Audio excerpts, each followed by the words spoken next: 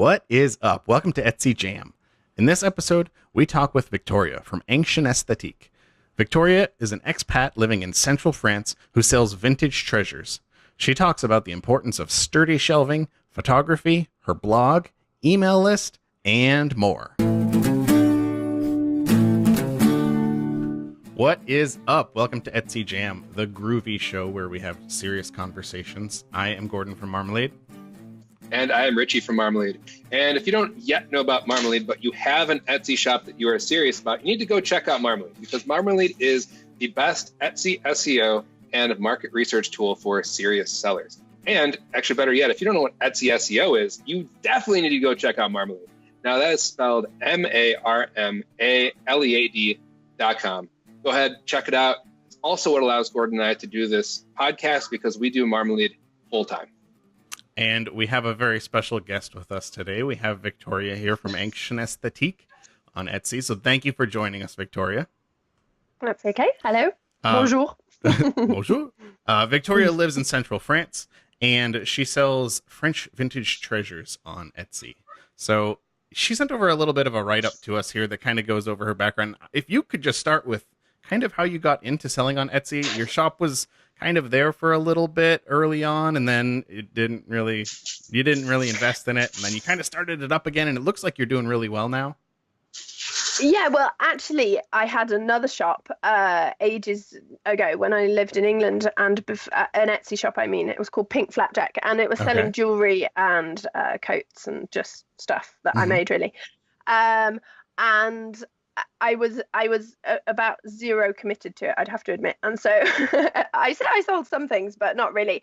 And it wasn't by any means my main work or anything. It was just a little hobby. So I didn't really research or invest at all in Etsy at that point. But so therefore it was always in the back of my mind. But then I went traveling for a while, got married, had children, etc. And then when my first son was, I don't know, a few months old or so, we were in France, and I wanted to break away a little bit, or have something a bit more interesting than just being a mum, I think. Not that it's not interesting, of course, but, you know, I wanted something outside the house as well. And also because we were finding all these amazing things, and I had to be able to justify keeping them, I suppose.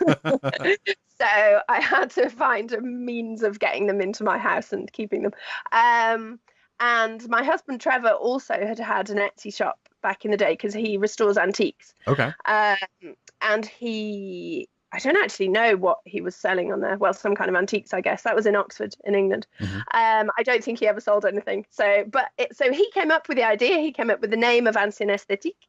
And yeah, it just sort of evolved, but not very quickly. It's had its kind of ups and downs, definitely.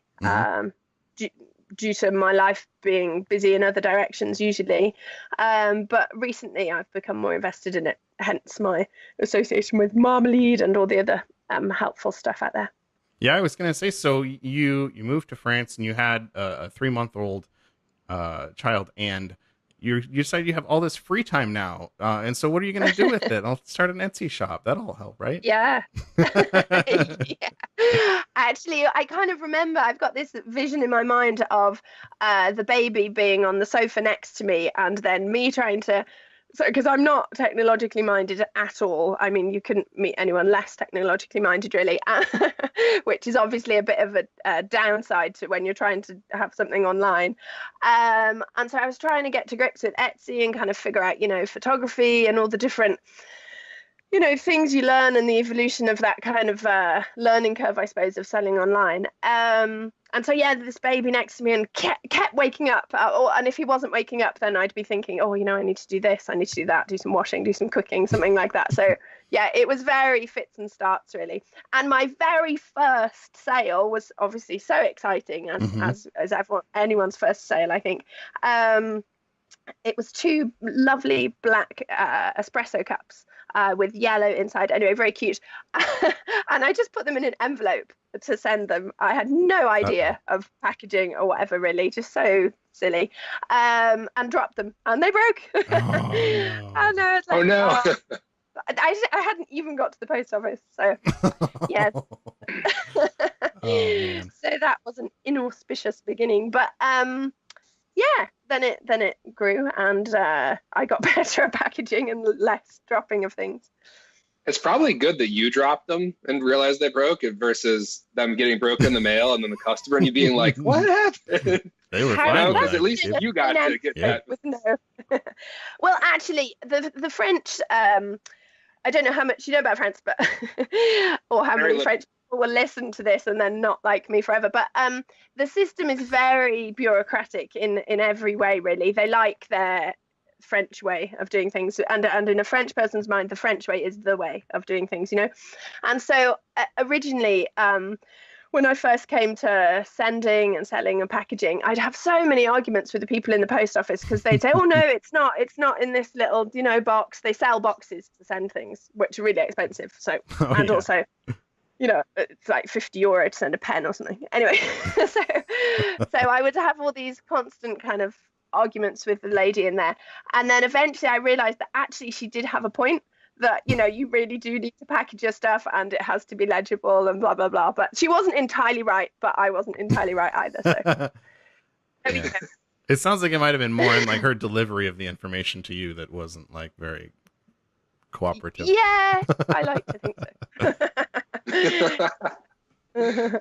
And so you're going through. Sorry, go ahead.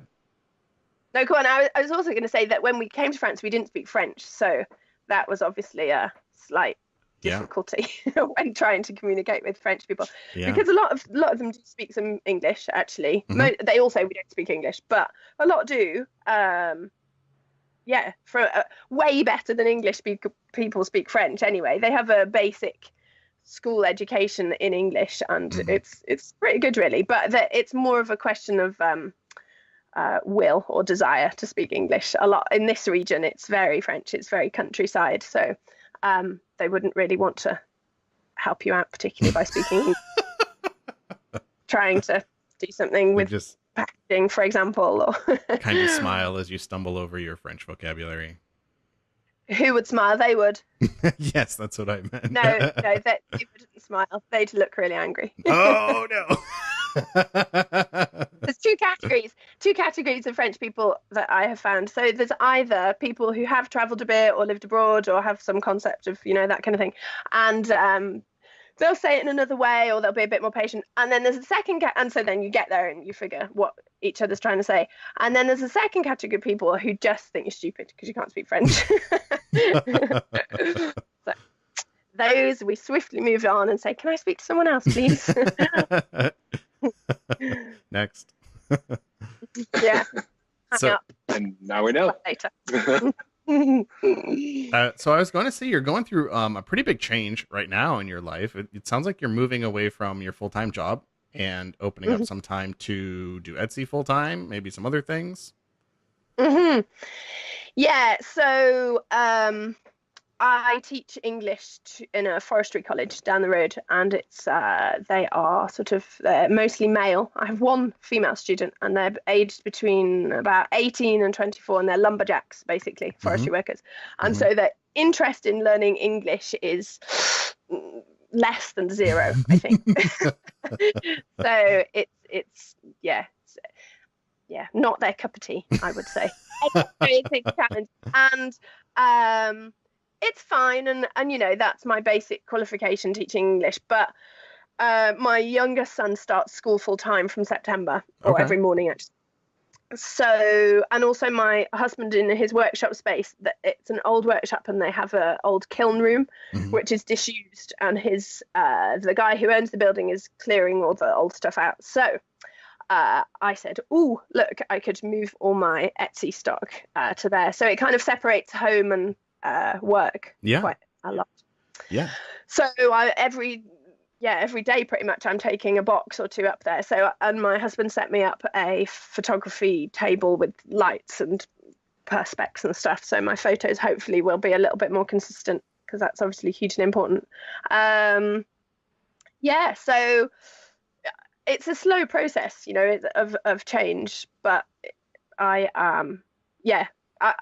I've recently I reactivated my Facebook. I have become a bit more au fait with Pinterest. all the normal social media platforms, really. Getting a bit busier on Instagram. Just so up until September, I can build up a presence more, I suppose. But it's a very slow process, or I find, at least, because I don't have surplus money to invest. So I'm just doing it, and also I don't have much time, really. That's more of a factor, I think, that I'm learning these, well, they're not new programs, but learning them better, these ones that I've just been playing about with up until now. So it'll grow, hopefully. My aim is to have 600 listings, is one of my goals at the moment. Oh, wow. Because I'm selling vintage and they're one of a kind. I think it's better to have more listings, because don't know, really, because the sales aren't regular. They come in spurts, I find, really. Yeah. I think it makes sense to have a lot of listings, really, for any shop, especially vintage, though. Yeah, it makes a lot of sense. The more opportunities there are, the wider the net there are to get people in the shop. If you think about big stores, department stores ran on that same kind of model. Big stores like Target, Walmart, they all kind of run that model. You go to buy paper towels, and somehow you walk out with a shopping cart full of stuff that you also had to have. And IKEA. if you're the shop owner, that's great. Especially when you're something vintage. It's like, hey, I was looking for this, but then I came across these things that I absolutely love also. Imagine that when you're out hunting for these treasures, you kind of come across the same thing. Like, I'm looking for this kind of thing, maybe. Then you see these others you really can't pass up. And you end up with more than, kind of bargained for when you set out there. Yeah, definitely.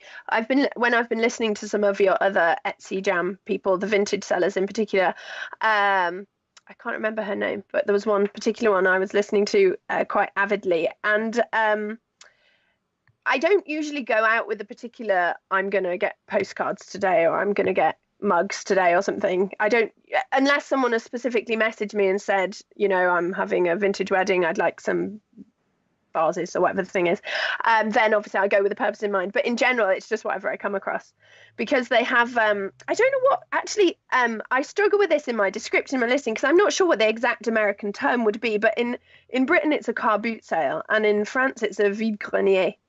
Do you know what I mean? Like a garage sale, kind of? We might call it a garage sale. You might, States, or maybe a thrift sale or something, but a garage sale would be just in one house, would it? Yeah, usually. I guess sometimes people get together, but typically garage sales are individual houses. So it's more like maybe like a flea market kind of thing, where a bunch of people would get together. Okay. Well, a flea market is more like a one specific place that is regular, so people go there they take their stuff there. Whereas a vide grenier is it actually means empty attic, and so throughout you can buy a little booklet on it in France on the dates and the locations from usually kind of around maybe the end of May to end of September, and each village has their specific weekend, usually a Sunday, and so everyone empties their attics, or it's usually on the pavements, and each village hosts it. Gotcha. Yeah. But anyway, when you go to these, I don't really know what I'm going to find. Yeah, and so that's one of the things you said you're working towards 600 listings, which at first I'm like, well, that's a lot of things, and then I'm thinking, that's a lot of actual physical things to store someplace. So I can see like wanting to have a spot outside of your house where you can just put these things. Like that's a lot of stuff to have to figure out where you're going to store it. Yeah. I don't know whether I wrote in my description before we had this chat, but something terrible happened about, was it 2 years ago, I think?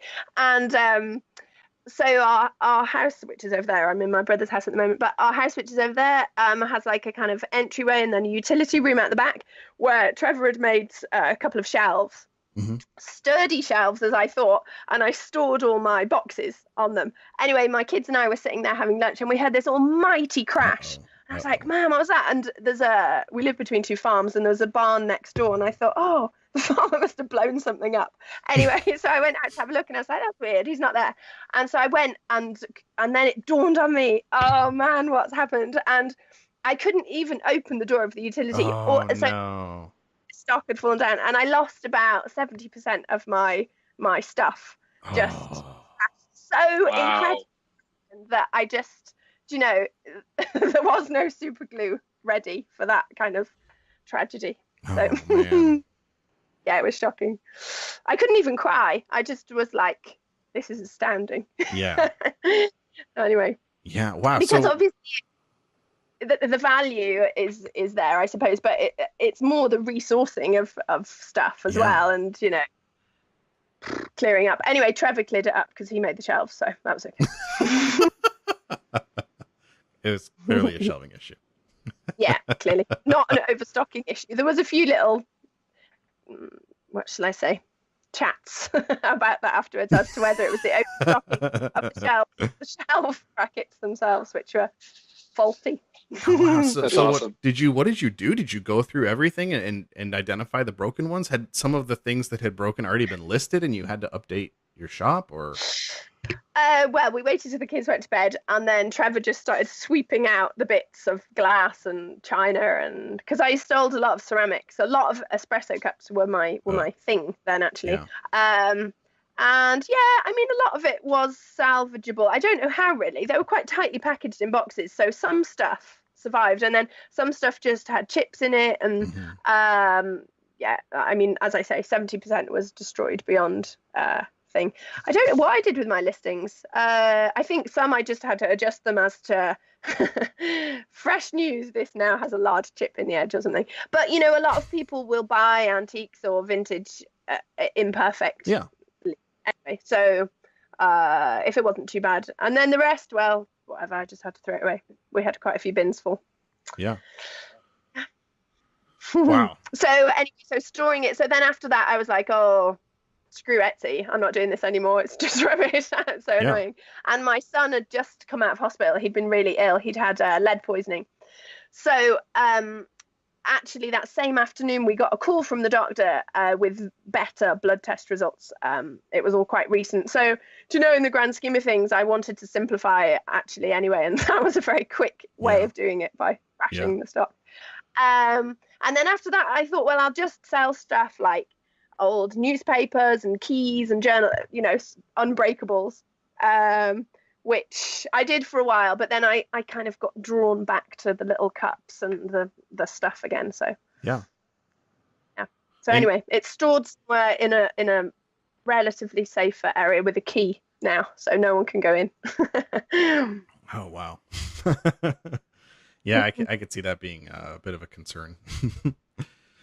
Yeah. So, and you had a pretty interesting story too about a listing that you guys kind of sold twice. Oh yeah, you're talking about the antique box. Yeah. Oh yeah, that was such a shame. That was soon after I joined up with Marmalead. Actually, I blame you. No, we apologize. The whole Pinterest. Yeah, you should. Facebook stuff, because anyway, so I was getting a lot more. I don't usually sell higher end antiques on Etsy. It's usually the smaller stuff, whereas the higher end stuff, it's more of just a platform to, show people and have a trusted shop front or whatever. Anyway, so it was fairly rare and it was quite expensive and it was lovely. But it'd been, I think I'd renewed it a couple of times maybe, or once at least. And so I just presumed that it was still in Trevor's workshop, because he has quite a lot of, he stocks clients' things whilst he restores them. And anyway, so I arranged what do you call it? A layaway payment? Okay. Layaway. There's an American term for it. Layaway payment, I think, with this woman, and we started negotiating how much and when and PayPal and blah. And then I thought, oh, I'll just check with Trevor or ask him to get it or whatever.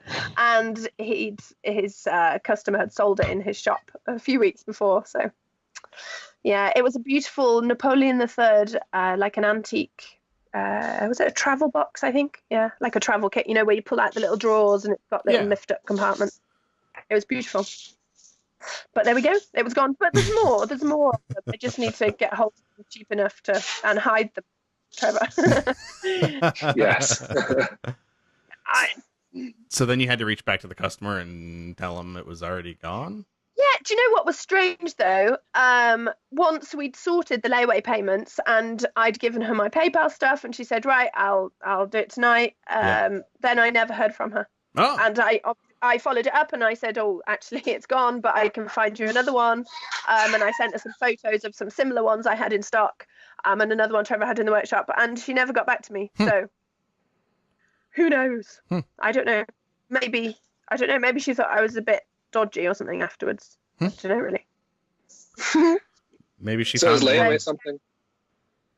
Go ahead. Sorry. I was just gonna say maybe she found one in a workshop that she bought. Yeah, maybe she was actually just, maybe she is clever. Maybe. Maybe. Is layaway popular for you in your shop? Well, popular. I don't really know what's popular, but Do you do it often? happens.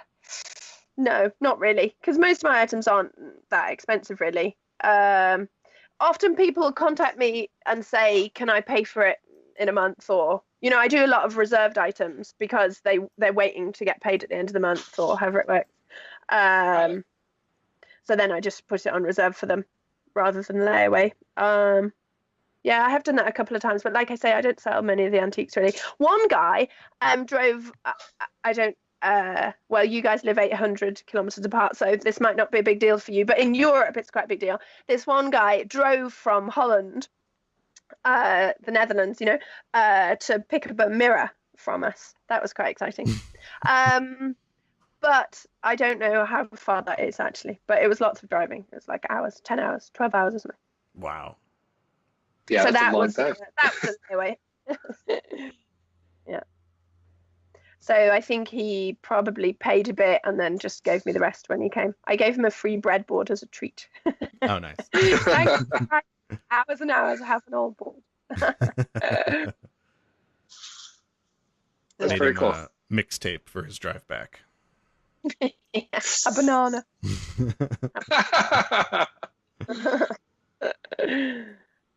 And you mentioned too in your write-up that you are starting to get into blogging a little bit and starting an email list. How are those things going for you? Well, like I said previously, I'm not very technologically minded, so it's a bit tricky. But I like writing very much, and I like compiling the blog post.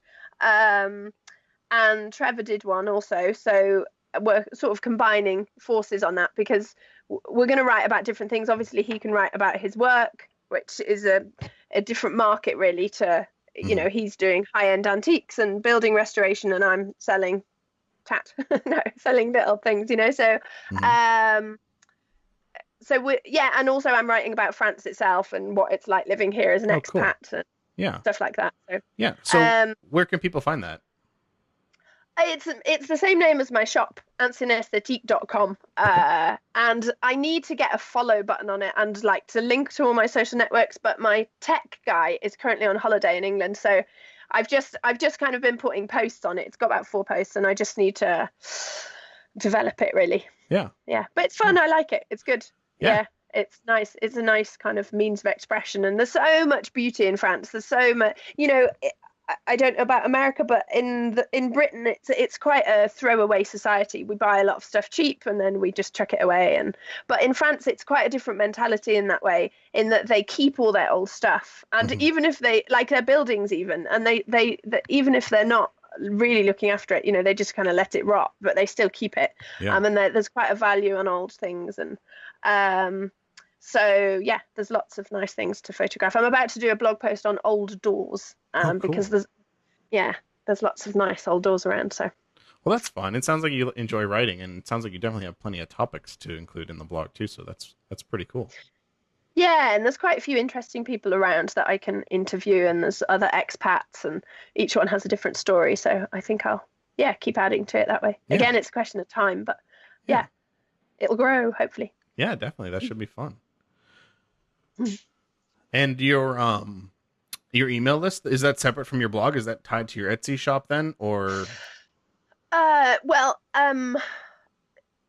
It should be. It should all be together. But like I say, my tech guy isn't here at the moment, so I think I have it on Aweber actually. My thing, but I pay for it, and so I went from MailChimp to Aweber, and then I want to go back to MailChimp because it's free. And then I want to my blog is WordPress hosted, but it's self-hosted. So I need to. I think I can. I don't really know, but I think I can just do email lists through WordPress itself. I don't really know, but anyway, somehow I've just been emailing subscribers, but they're subscribers that I've had for quite a while. So now on my Etsy shop, this was a suggestion from Fuzzy and Birch, who you guys have interviewed, haven't you? Yeah. She I think it's a download that she gives you from her site, or she did a few weeks ago. I don't know whether she's changed it now, where you can download like a picture of an arrow down and saying join my mail list and you'll get 10% off or whatever. So I use that as my 5th photo on a lot of my description, my listings now. And then but I don't. Unfortunately, it doesn't. You can't just click on it. Yeah. It's something you'd have to copy and paste because Etsy won't. Well, I think Etsy only allows it within. Maybe I'm not quite sure. She uses Bitly, but it wouldn't. Yeah. Anyway, so I don't think people are inclined to sign up that way, really. Yeah. Even if they get 10% off. So usually what I do is in my thank you email, I've sent your package, whatever. I put another message, sign up, and then often I'll again send them a convo directly to the customer if I've got time and if it seems like if it's a big enough sale or worthy enough. Actually, most customers I send them a message saying please follow me, I'll sign up to my email list, and they very often do. Nice. Yeah. Nice. And have you used your email list for much promotion of your listings? Yeah, I have. I haven't done many of them because I'm a bit scared of kind of spamming people, you know. Yeah. Because initially it came from MailChimp, my subscriber list, which was, I don't know, I had something like 200 subscribers, and then the first couple of emails I sent, it was from ages ago that I had like about 3 or 4 years ago when I started. No, more, 5 years ago when I started the Etsy shop that I'd got these email addresses, and.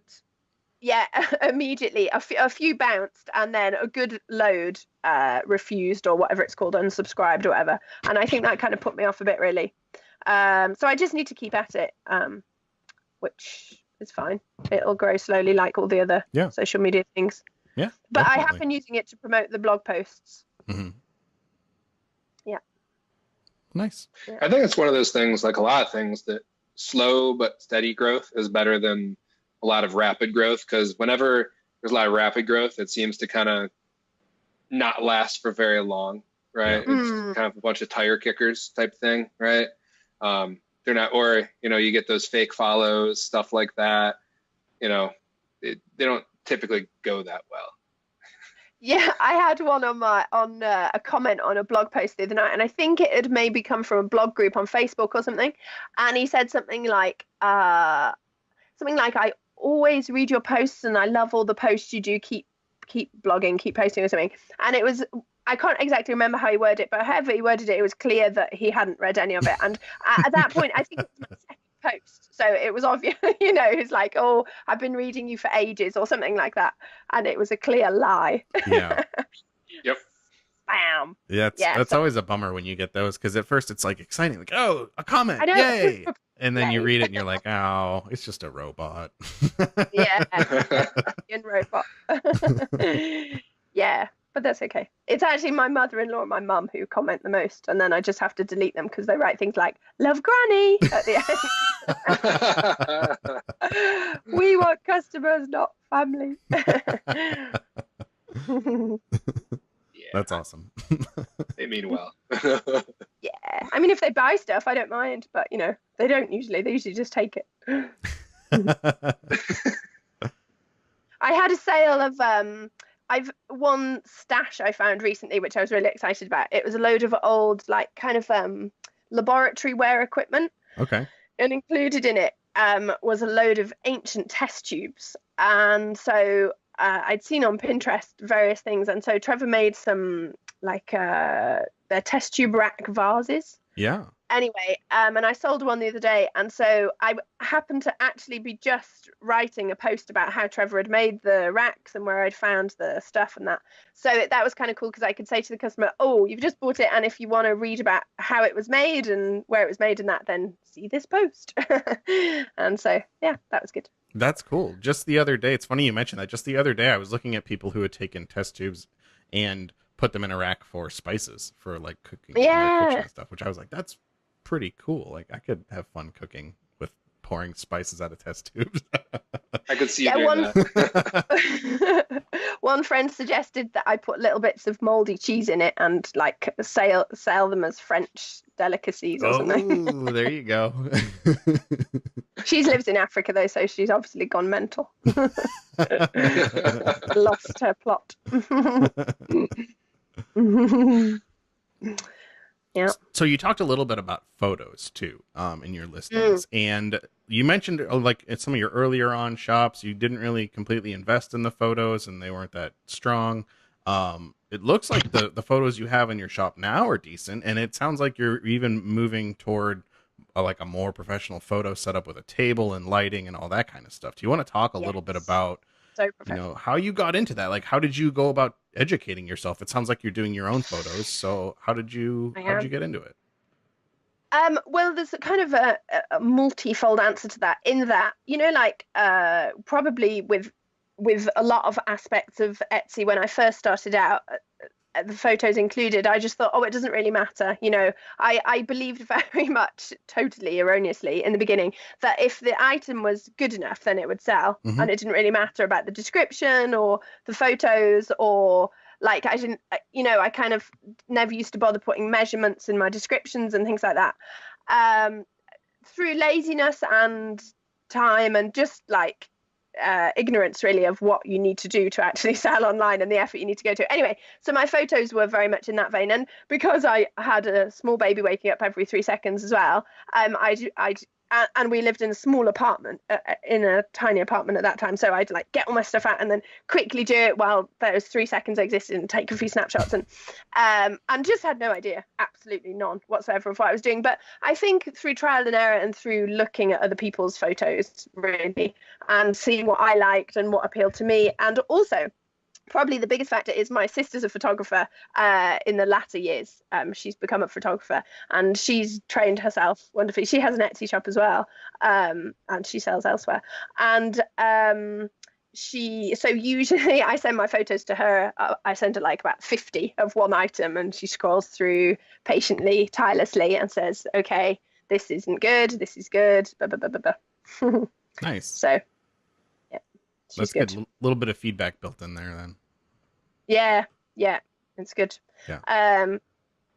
It's tricky to because there's quite a few different schools of thought really with photography, like with anything, I suppose. And so some people think props are good, some people think plain is entirely good. So I don't know. So what you decide to go with? Sounds like prop. Boring is better, I think. Boring is better. Okay. Boring is better. Yeah, I think so. Because otherwise, according to my sister, she says it's distracting, and particularly with vintage items, you don't want that really. You want people just looking at your item. Yeah. I definitely think that no matter what you do with photos, like the product has to be the focal point of the photo, and it should be obvious what the product is when you look at the photo. Like you're saying, you don't really want a whole bunch of other things in there that are kind of clouding things up, but yeah. So I think I've just got a bit stricter about it really, and not just like throwing a random French something in because I thought it was nice. Look, we've got strawberries in season. Throw them in the photo. I like strawberries. Yeah, so do I, but can't sell them via Etsy. Yeah. True. Yeah. What would you say are some of your biggest struggles as selling as a vintage seller? Dropping things, breaking them. No. It's sometimes hard to ascertain how much value an item has, unless it's obvious, So, and whether it's just because I like it, Often my husband, who he restores antiques, so he has obviously a much more knowledge about the whatever item if it's in that genre. And so often we'll be at one of the vide greniers that I was talking about, and he'll read through a box, whatever, and he'll pick something up which I probably would have looked over, but then he sees it from a different angle, and he can he can restore it quite quickly, usually, with not too much expense. And so sometimes it's hard to know what to choose to sell, because if I just bought things that I liked, then I don't know, there wouldn't be much variety, I suppose. What else? As you mentioned, the storing of it, that's a kind of a pain. Yeah. And particularly with Etsy and SEO and the way it works, online selling, making description, obviously pretty much everything is one of a kind for my shop, at least. Yeah, for sure. So it's quite time consuming finding the descriptions, and I try and sometimes I'm just not in the mood, so I'll get an item and just be like, describing another boring book from 1960, but then I leave it aside and I make sure to come back to it when I am enthusiastic about it, because otherwise, if I write that in my listing, it's probably not going to sell. Piece of crap. So enthusiasm sometimes when it's a bit slow, and but then the contrast of that is being really excited about this cool thing you found. And like I sold these in just there's a village down the road called Chabreloche, and they have a vide grenier every, I don't know, I think they have 2 in the summer. Okay. Anyway, just down there, I found these 2 old World War I gas masks in their canister. And so things like that are quite specialist items, but excuse me, I know that I can sell them for quite a good profit, and that I think that is another answer, that sometimes you have to wait quite a while. If you've got something like that, it's not going to be, everyone's cup of tea to put on their mantelpiece. But then if you find the right buyer for it, then it's a bit of waiting around sometimes. Yeah, I could see that. When you're looking at pricing and trying to figure out pricing, I can definitely see there being a challenge there. Besides your husband, what are there other resources that you can go to? Do you look on other platforms like eBay or something like that to try to get an idea of what other people might be listing similar things for? How do you go about doing that? Yeah, I do. For the ceramic stuff, for the pottery, there's quite a few websites with the manufacturer's symbol, and then you can trace it back and find the history. And then once you've done that, then you can find the price of it. And to use an example, have you heard of Jazz clocks, spelled J-A-Z? No. They're an old French vintage alarm clock. Anyway, they have 3 different symbols. Actually, they have no symbol and then 3 symbols. And according to the symbol they have on the little clock is how you can date them, because they change their symbol at certain periods. So things like that I've just found out on the internet. I mean, you can find out anything, can't you? And sometimes I find information in other Etsy shops if they sell a lot of the same thing, or eBay. eBay is usually a lot cheaper though, but I can gauge the difference usually between what my Etsy price should be and eBay, because there's usually some blog person writing something about something somewhere and I find out my information. Otherwise, I have there's a few Etsy sellers that I've become friends with through just through Etsy, not through, no, I haven't met them in person. And they're usually expats living in France as well.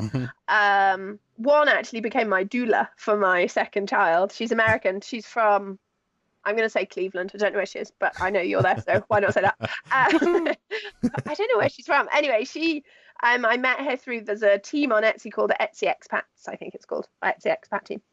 And you interviewed someone in Turkey from there. Yes, we did, yeah. Oh, from that very team? She's the admin of it, Rebecca. That's cool.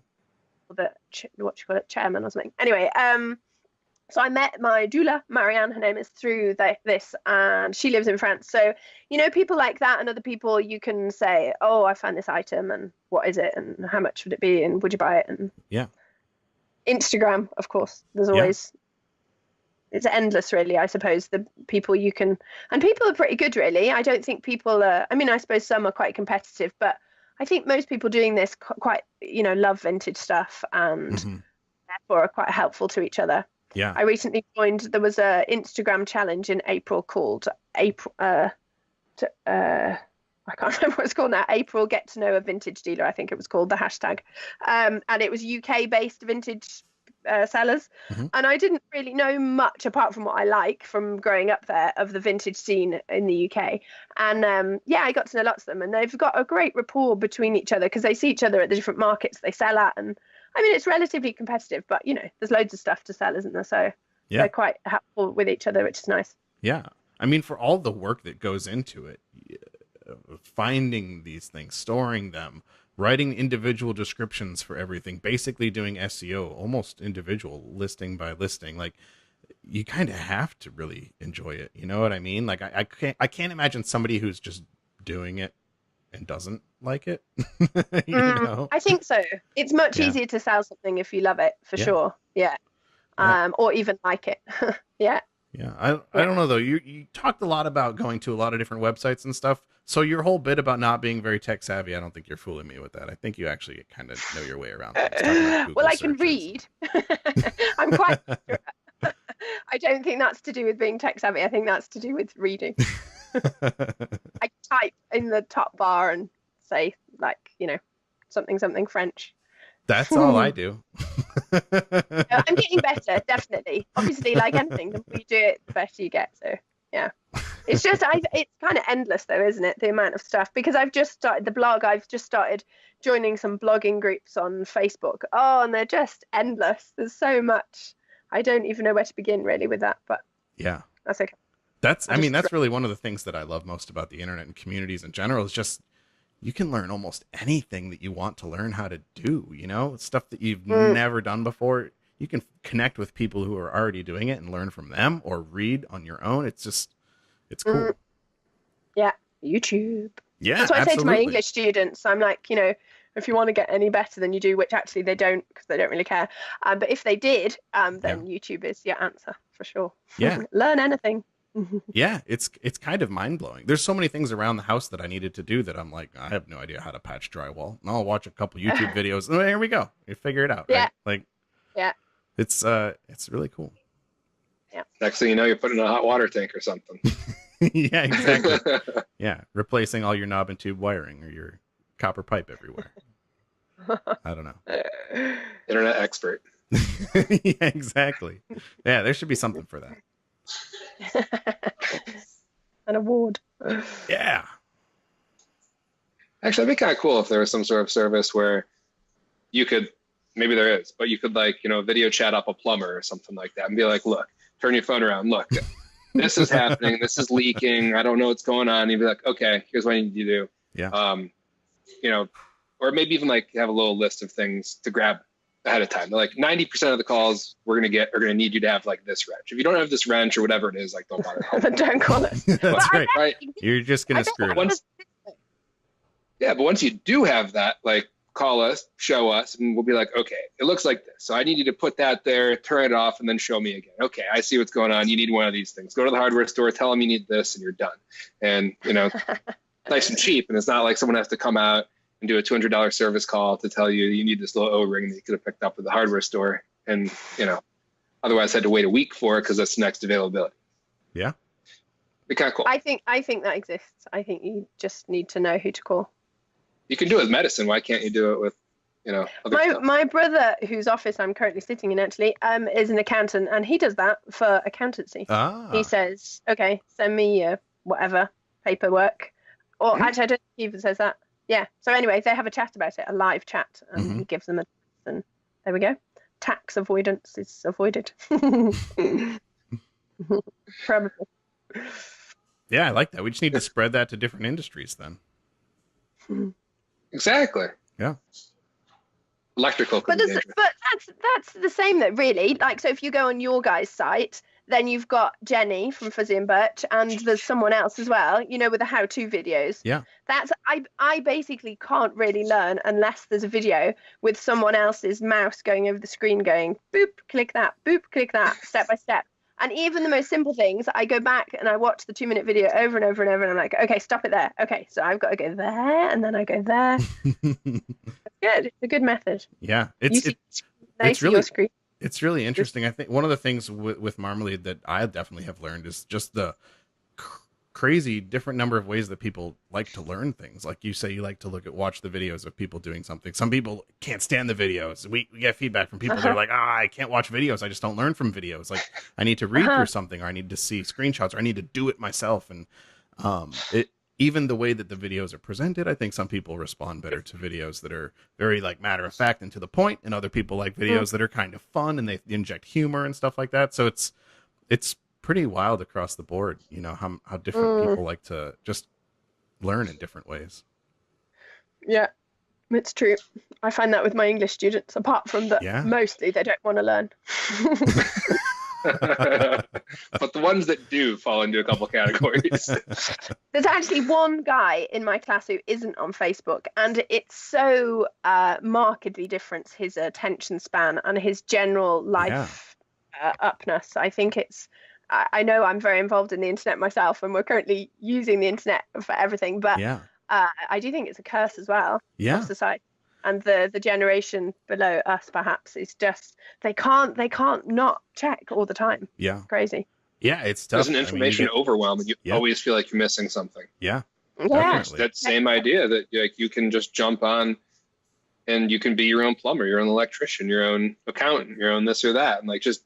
Well, I could do it all because I can learn how to do it. YouTube can tell me how to do it, so I should just do it myself. But there's got to be some line of like, I don't need to learn that because I don't need to do that, or I don't need to check these messages because like yes, someone is always one of my 1,200 friends is always going to be posting something, but it's okay because the only reason they're able to post something is because they're doing something. And if I'm reading their stuff, I'm not doing anything. So maybe I should just go out and do something instead of reading what they're doing. Yeah, I think ironically, there's quite a few posters or like quote poster things, like what you call it, wall art things on Etsy, which say things like "turn off your computer and go outside," or "get off your screen and go outside." But you're looking at it on the screen. Yeah, it's kind of funny, right? Or Nintendo Wii does that. Like if you play a game for too long, it'll tell you like, "Hey, you've been playing for like 30 minutes. Why don't you take a break?" Like, oh, really? What? I paid for you. You're not supposed to tell me that. You're shooting yourself. You're supposed to tell me to buy more Wii games. Yeah. And you mentioned too that you reactivated your Facebook account, which makes me feel like you must have deactivated it at some point.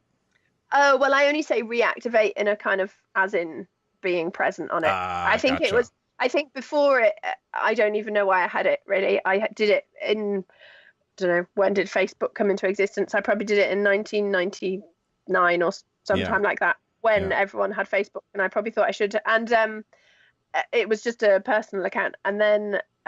When I started to invest more time in Etsy, I changed it to a business account, and that's it. So I ignore people actually who I know on Facebook because I just find it too confusing. So I'm kind of like just plowing through the business side of it, really. Makes sense. I'm not a very big Facebooker myself. Oh, that's lies, Gordon. I'm a total Facebook junkie. I can't stop. This is a cry for help.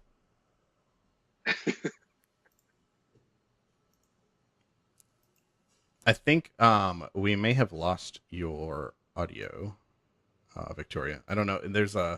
Oh, hello. There you go. Hello. Yep. Yeah, it's because I switched this off. Sorry. No, that's all right. Oh, I heard a click. I was like, uh-oh. No, it's a new headset, and I was just playing with it. Sorry. No, it's all good. Nice. So that's what that button does. Yeah, Facebook. Facebook is bad. Facebook is from the devil. Stop Facebook. I hate Facebook. But it's very good if you're trying to sell stuff. Yeah. The only reason I'm on Facebook is because our group is on Facebook, but otherwise, yeah, I'm right there with you. Yeah. Yeah, Facebook. Yeah, it just takes it. Yeah, I've got a whole. I think I've got 3 lesson plans, courses that I do on Facebook and what it means for our modern world. And so it's quite interesting, actually, the feedback, I mean, for my English students, and they all have kind of between about, unless they're like super losers, they have between about 500, 700 friends. And then we have the whole, and are they real friends discussion, you know? And what do you do? And, or, you know, what do you do first thing in the morning? Oh, I go on my phone. And what do you check? Facebook. It's just, I don't know, it's crazy. It's bad for humans. Yeah. It's not natural. I don't agree with it, but I am also sucked in and also use it, so it's kind of hypocritical as well. Yeah. I was going to ask, when you teach your classes, do you speak only in English then, or how much French do you need to know to teach them English? Well, my sort of fundamental policy is only speak in English. But that, and you know, previously where I've taught in other places, it's been a mixed language group, so it can only be English because obviously I don't speak Chinese, Japanese, Italian, and whatever else.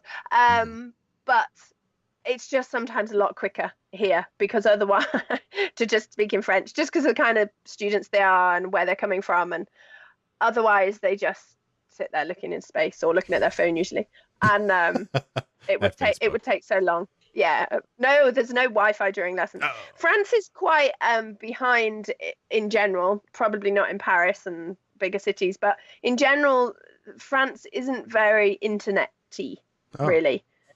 It's quite behind technologically, relatively, I think. Like my parents-in-law live in Bolivia and they're in South America, and they have faster internet than we do. That's why I've come to my brother's house tonight, because our internet cuts out a lot over there. Crazy. Okay. Well, I'll have to not complain about my internet as much anymore then. No, it's quite a thing. We still have CDs. We use CDs a lot. Yeah. So France is quite, I mean, it's kind of nice backward though. It's not, you know, so no, it means it's a bit slower, the pace of life, which isn't too a bad thing, I don't think. Yeah. Something to be said for that, for sure. Yeah.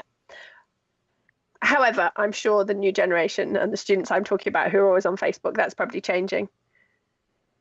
But like I had this one friend she's like late 20s or so ish now, and she lives in Turkey now. She's moved to Turkey, but she wanted to fly to Turkey as a visit before she lived there, and she didn't want to buy her flight online because she was worried about using her bank card, her credit card online. Yeah. So she came to ours, so we used our card, and then she gave us the cash. So she was willing for our card to be corrupted online. That's right. You guys get your card stolen. Yeah. So there's a few funny things like that they're just a bit shocking, really. Yeah. I can imagine there's people on Etsy that shop there too that are leery about that same kind of stuff. You know? Oh, yeah, for sure. I think so. Yeah. Yeah, I was reading something about why it's better not to have a website and to have a blog these days. On account of that, really, that, you know, as the internet has grown, so many scams have grown, and it's so easy to get scammed, I guess, that people don't really buy from standalone websites. I don't know whether that's true, but I've read it in a couple of other places. So yeah, I mean, there's definitely been times where I will pay a little bit more for something to get it from an online seller that I recognize or that has more reviews or ratings or whatever, than a place I'm not familiar with. I think that's true. So that's why I guess Etsy. I sometimes feel they somewhat have people over a barrel on that one though, because you know it's getting more and more expensive to have an Etsy shop, and therefore, but then, you know, if you've invested years of time and effort going into it, then there you go. Yeah. I actually had my Etsy shop deactivated once. That was an actual deactivation. But by Really? them or? Yeah, by them. It was What? It was in about, let me see, 2012 or 13 or so. And I honestly, to this day, I don't know why. I have a theory, but it sounds like a really stupid theory, because do you remember they used to have the front page where you did treasuries? Yeah. Yeah. So so obviously then you comment on the treasuries on the front page and, whatever, give your opinion. And I just put an opinion on one of the treasuries on the front page saying something like, "This is so nice, unlike the normal boring front pages," or something like that. It was a bit sarcastic and it was a little bit negative, but anyway. And closely followed that, I think like a day later, my shop was deactivated, and that was the only infringement that I could imagine, because I had no shipping issues, no customer feedback issues, nothing at all. Oh, and I was gutted. I felt like I'd been sacked from my job or something. It was really awful. Did they send you anything when they deactivated your shop? No, nothing. It was just deactivated. You get this little red line, beep, beep, beep, and then to reactivate, you have to. Actually, I think it's probably better now. I really do, but because I think I've contacted customer support since then for other things, like I had a thing about my renewed listings. Anyway, so I think the customer support's probably better now. But then it was really difficult to, before live chat boxes popped up, and it was really difficult to contact them and really difficult to pin them down to talk to. So I was still able to access the forums, and I, outside of Etsy via email, had a few Etsy contacts, other sellers. Yeah. And I can't remember, did I go on to something I went on to, not Facebook, but something like that. Anyway, eventually I messaged them enough and I got through to someone, and I was trying to create a storm about it, because I needed my shop back, and I was losing orders in between because I couldn't access the shipping addresses of the customers who'd bought stuff. Previous to me being deactivated. So that was a bit of an annoying phase. It took a few weeks, actually, maybe 2 or 3 weeks to get through to someone or something. I just kept sending emails and and they never even told you what the reasoning was. That seems crazy. Yeah. Wow.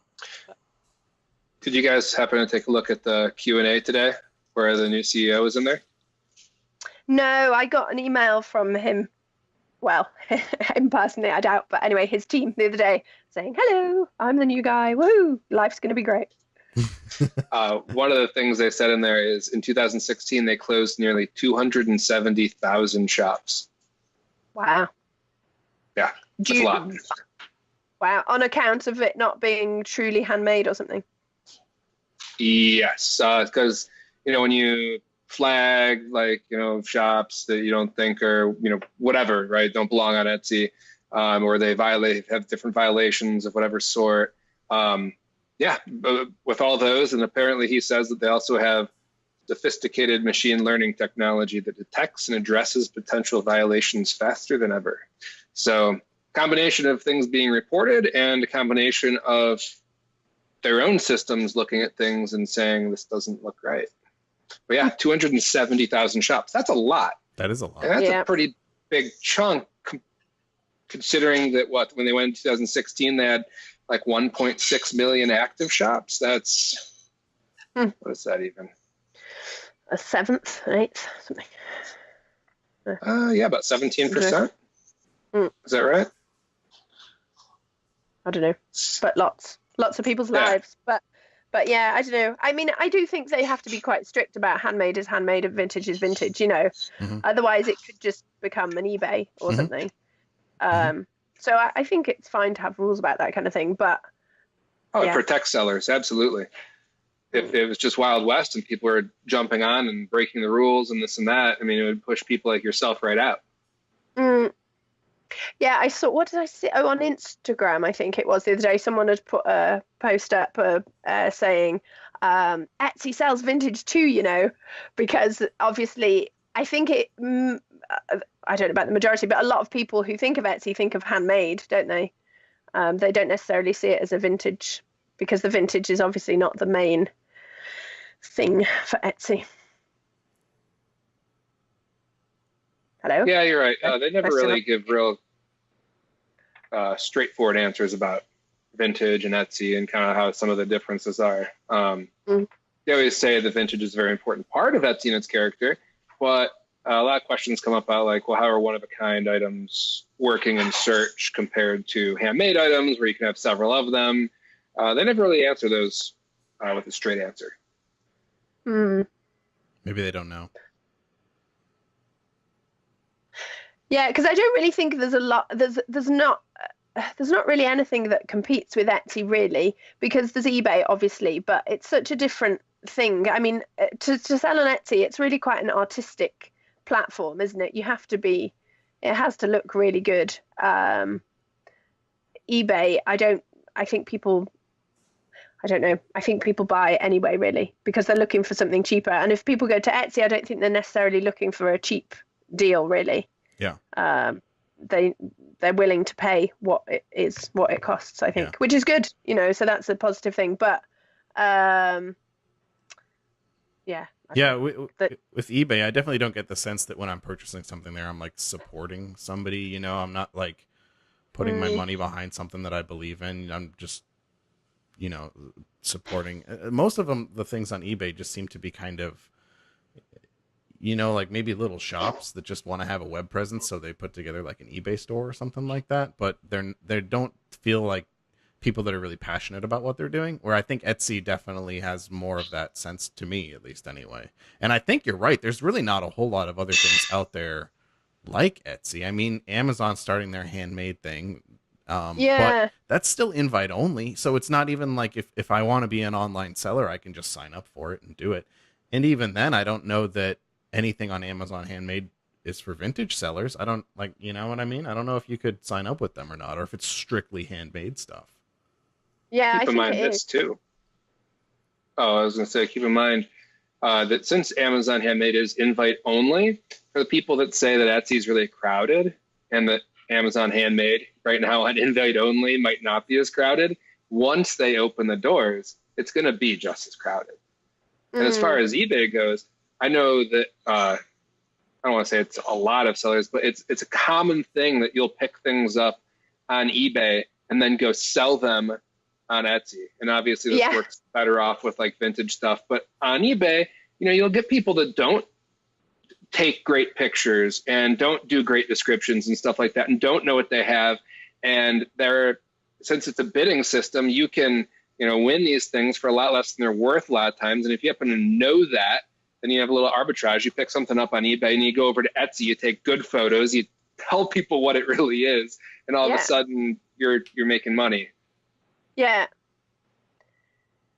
A lot of the vintage UK sellers that I was communicating with last month for this Instagram challenge, they buy and sell quite a lot on eBay, I think. But yeah, exactly. So I don't think any of them were Etsy sellers, actually. A couple maybe. A couple, but in general, there's a lot of vintage markets and fairs in the UK. So I think a lot of them sell through that, really. Or in shops, in bricks and mortar shops, perhaps. Yeah. Well, thank you so much for joining us today. It's great that you took the time to talk with us. It's fantastic. Thank you for having me. Yeah. Exciting. Absolutely. We don't get to talk to a whole lot of vintage sellers, so it's fantastic. Good. Well, thank you. Thank you for the time and help and everything. Yeah, absolutely. Absolutely. And our vintage audience will be very happy that we got another vintage on the show. Yeah. Yeah. So, hey, if you're selling vintage, reach out. We'll have like vintage seller number 3, I think, at that point. There we go. Yeah. Yeah, your other vintage seller was so nice, actually. I can't remember her name Tara, or I think you're talking about. Yeah, she was American. She was a little bit older, and she was so enthusiastic. And she kind of said, I just really like it. I like what I'm doing. So if you like what you're doing, then that's the point, really, isn't it? Yeah. Tara's a lot of fun. She's pretty spunky. So if people want to check out your shop, I will spell it out for them. It is Ancienesthetique, and that is ANCIENESTHETIQUE. That's like the French way of ancient and aesthetic, right? So that explains the spelling. But yeah, so if anyone wants to check you out, that's where they can do that. And they should check out your blog too, because that sounds pretty cool too, with some of the posts you've got coming up. Yeah, it's good. I've done one about the real French people and what they're really like. I had to kind of minimize it, because I didn't want to be too derogatory. But there are, when it's not your country, there are funny things, aren't there, that you notice. So yeah, it's amusing. I would think so too. How much especially they like being... to eat, for example. Oh yeah. I would think rural France is very different from the tourist destinations that many people Yeah. probably experience when they go to France too. So Yeah, I like, think so. Because I think a lot of the things that I've been saying, they wouldn't at all apply to Paris, for example, I'm sure. And for example, the stuff that I sell, which you can buy in Paris if you're in the touristy antique bit, yeah. is the prices are enormous. They're about, I don't know, treble what I sell on Etsy, for example. So yeah, it's very different. Yeah. I mean, that's a big thing even in the States. There's I used to live on the East Coast, and all along the East Coast there's all these antique shops, and people from the West Coast would come over there and buy all this cool stuff in the antique shops and bring it back to like California and sell it for, crazy high markups, and they would make a bunch of money doing this because there weren't any antique shops over in California. It was really hard to find that sort of stuff. It was like a newer part of the country, and to get the stuff from one area to another area, you could make a pretty good margin just on moving things around like that. Yeah, I think there's quite a few. Well, I know there's quite a few people who come over here from the UK and they drive in a van and they fill it up in the boot, and they sell it for a lot more over there. Yeah. I keep wanting Trevor, my husband, to do the same actually, because he works mainly with furniture, and if he got the English furniture and did vice versa, but his van only has 3 seats, and also the dog ate the middle seat belt, so that's 2 seats. So he'd have to leave at least 1 child and 1 wife behind. We won't do that. That's pretty good. I like that. Safety first. Well, Yes. again, thanks so much for joining us. This was really good. Thank you. It was great Yeah, talking good. with you and getting to know more about you. So thanks. Good luck to all. Thank you. Thanks. And we Bye. will talk with everyone else next time on Etsy Jane.